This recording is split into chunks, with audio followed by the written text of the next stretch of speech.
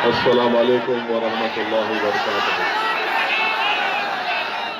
मुअज़्ज़िज़ हाज़रीन इकराम, बुजुर्गान कौम और मिल्लत, मेरी इज़्ज़तदार माँ और बहनों, गयूर नौजवान साथियों, मैं आप तमाम का दिल की गहराइयों से शुक्रिया अदा करता हूँ कि बहरेज की सरजमीन और मटेरा विधानसभा में जो मजलिस इत्तेहादुल मुस्लिमीन का एक तारीखी जलसे आम हो रहा है, इसको आपने तारीखी बना दिया। हजारों की तादाद में यहाँ पर शिरकत करके मैं आप तमाम का शुक्रिया अदा करता हूँ कि आपने अपना कीमती वक्त निकाल कर तकालीफ को बर्दाश्त किया और आज आप यहाँ पर जमा हुए हैं। आप तमाम का मैं अपनी जानिब से और मजलिस इत्तेहादुल मुस्लिमीन की जानिब से शुक्रिया अदा करता हूँ। मंच पर बैठे हुए उत्तर प्रदेश के मजलिस इत्तेहादुल मुस्लिमीन के सदर मोहतरम जनाब शौकत अली साहब और उत्तर प्रदेश के तमाम जोन के जिम्मेदार, यहाँ के विधानसभा के इंचार्ज और तमाम मजलिस के अराकीन, मेरे अजीज दोस्तों और बुजुर्गों, मैं आपके सामने ये अर्ज करने के लिए आया हूँ कि जैसा कि आप जानते हैं, कोशिश करती आई है जहाँ पर कमजोरों की एक सियासी ताकत को मजबूत किया जाए। मेरी आपसे गुजारिश ये है कि आप जानते ये हैं कि अगर आप संविधान को पढ़ेंगे तो संविधान के दफा 37 को अगर हम पढ़ेंगे और संविधान का जो पहला पन्ना है, पहला सफा है, उसको अगर आप पढ़ेंगे तो उसमें लफ्ज इस्तेमाल हुआ इंसाफ का, जस्टिस का। अगर आप संविधान की दफा 37 को पढ़ेंगे तो उसमें बात आई है सियासी इंसाफ की। इसी सियासी इंसाफ की लड़ाई असदुद्दीन ओवैसी और मजलिस इत्तेहादुल मुस्लिमीन लड़ रही है। अगर आप चाहते ये हैं कि जमीनी सतह से उत्तर प्रदेश में आपकी एक लीडरशिप बने, तो मेरी आप तमाम से गुजारिश है कि आने वाले विधानसभा में हम तमाम को मुत्तहिद होकर अपनी एक सियासी लीडरशिप को बनाना पड़ेगा।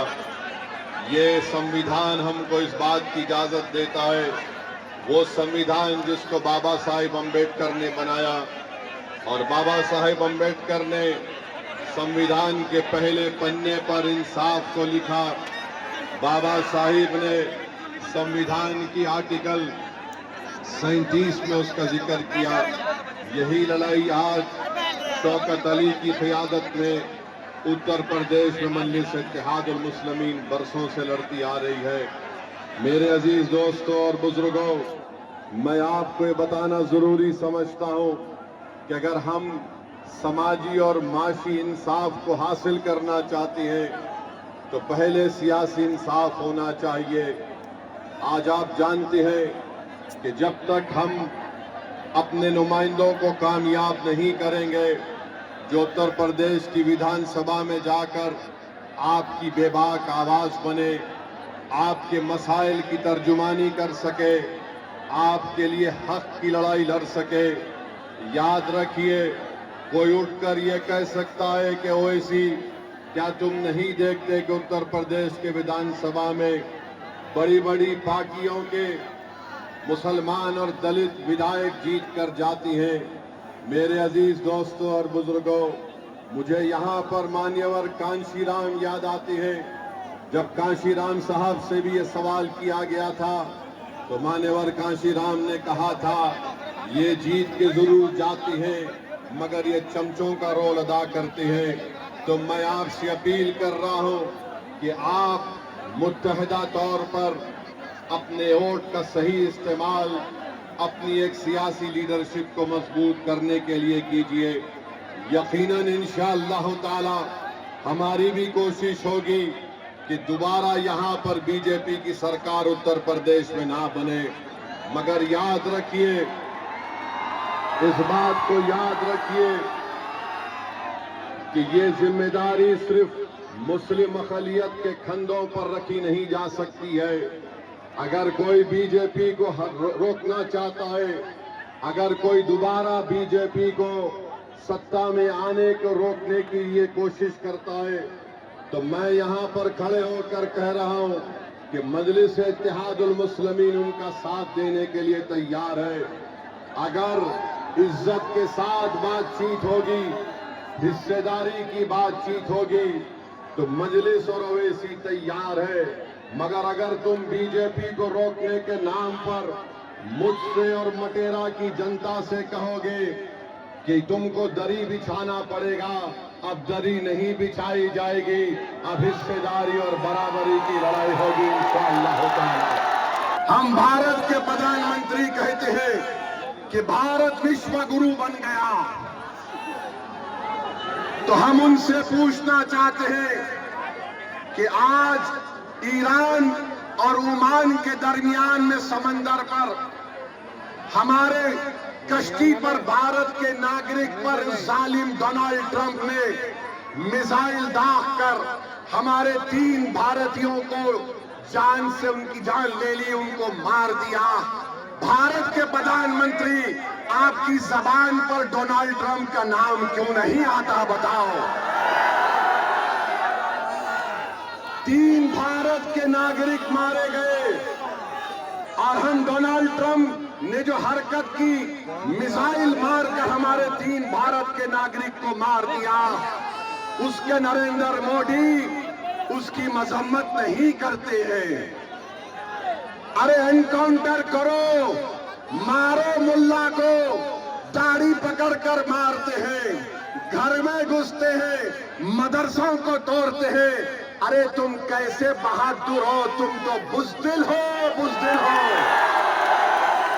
3 भारत के नागरिक मारे गए और 133 करोड़ जनता का प्रधानमंत्री उसका कंडेम तक नहीं कर सकता। और अफसोस की बात यह है कि एक हमारे सीफेरर की लाश, एक हमारे सीफेरर की लाश 2 दिन से वहां पर रखी हुई है। उस कश्ती का कैप्टन वीडियो बनाकर हम तमाम से अपील कर रहा है कि बताओ इस देश के प्रधानमंत्री को इसकी लाश कम से कम उसके घर को पहुंचा दो, इसके घर को पहुंचा दो। बताओ मेरे अजीज दोस्तों और बुजुर्गों, सिर्फ ताकत आजमाते हैं मजलूमों पर, कमजोरों पर, मगर ट्रंप क्या तुम्हारे पप्पा है, एक जालिम है। ट्रंप पर कुछ नहीं बोला जाता। ऐसा लगता है कि मोदी जी से जब बोलेंगे अरे ट्रंप को बोलो, ट्रंप ही और नेतन्याहू ने मिलकर इस जंग का आगाज किया है। मेरे अजीज दोस्तों और बुजुर्गों, बहरहाल आप देख रहे हैं कि नरेंद्र मोदी के प्रधानमंत्री को बनकर 12 साल हो चुके हैं।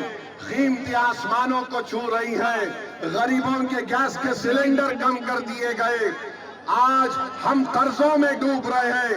बहरहाल मेरे अजीज दोस्तों और बुजुर्गों, मैं यही चंद बातें आपके पास रखने के लिए आया हूं और इंशाअल्लाह ताला आता रहूंगा। यहां से आपकी इजाजत पर, आपकी मंजूरी पर हमने शौकत अली को अपना कैंडिडेट का ऐलान किया और मैं आपसे वादा कर रहा हूं कि इंशाअल्लाह ताला मटेरे में, बहरेच में और पूरे उत्तर प्रदेश में हम अपनी इत्तेहाद की ताकत पर पूरा गेम बदल देंगे, पूरा गेम बदल देंगे इंशाअल्लाह ताला। और अपने सेल फोन की लाइट खोलकर दिखा दो कि अब के बार उत्तर प्रदेश में मजलिस का परचम लहराएगा इंशाअल्लाह ताला। पूरी सेल फोन की लाइट खोलकर बता दो, सारे उत्तर प्रदेश और भारत को मालूम हो जाए कि बुलडोजर से नहीं डरने वाले, एनकाउंटर से नहीं डरने वाले, आई लव मोहम्मद बोलने से नहीं डरने वाले हम तमाम हैं। नारे तकबीर, अस्सलाम वालेकुम। अलैकुम रहमतुल्लाहि व बरकातहू। आराम से अपने घर को जाइए, सुकून से जाइए। अल्लाह आपको सलामत रखे। अस्सलाम वालेकुम।